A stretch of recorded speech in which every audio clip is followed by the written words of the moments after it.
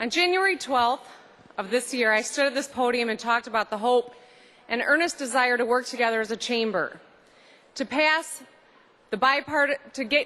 the partisanship that has plagued us and crippled us in the past, and to look to the future to create a new Michigan, hopefully for our kids and grandkids. I also remember sitting outside the Capitol on a cold winter's day as our governor made the claim that he was going to reinvent Michigan, and we must not leave anyone behind. How times have changed. We all know that Rick Snyder is one tough nerd. I mean, he spent millions of dollars of his own money telling us that. And it seemed to resonate with Michigan voters. But I think in general, people also believed he was a nice guy. But it begs the question, do nice guys take money from school kids to give business tax breaks? Do nice guys wage a tax increase on retirees living on their fixed incomes to give business tax breaks? Do nice guys eliminate the hand up to the working poor and plunge 14,000 kids in our state into poverty to give business tax breaks?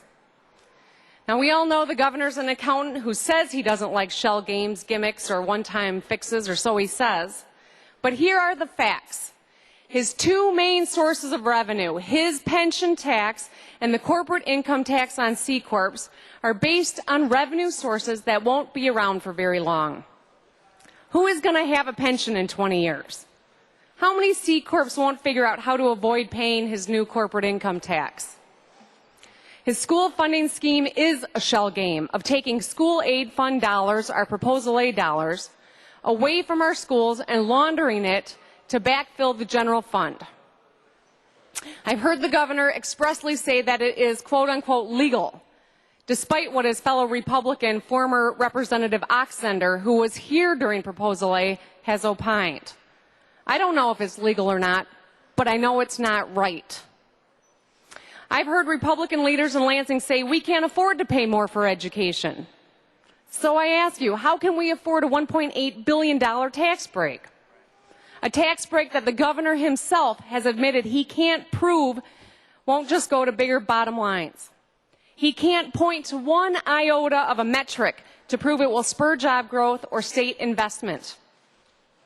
Lately, I've felt like I'm living in an alternative universe. When the heck did the Republicans become the tax and spenders?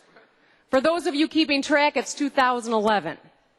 Last week, I had an understanding with Republican leadership on using some of the revenue estimating conference surplus to mitigate the governor's attack on school kids, the foundation allowance specifically. However, this week, everyone seems to have amnesia. So yes, I'm glad you've negotiated amongst yourselves to hurt schools less, but that's not good enough.